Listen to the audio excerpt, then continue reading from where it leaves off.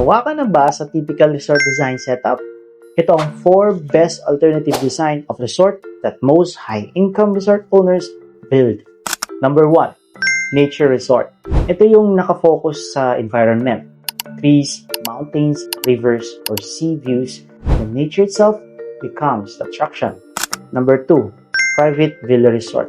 Mas exclusive, view villas lang, pero mas mataas ang value because of privacy and luxury.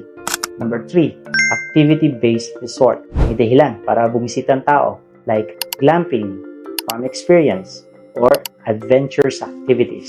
Number 4, destination resort.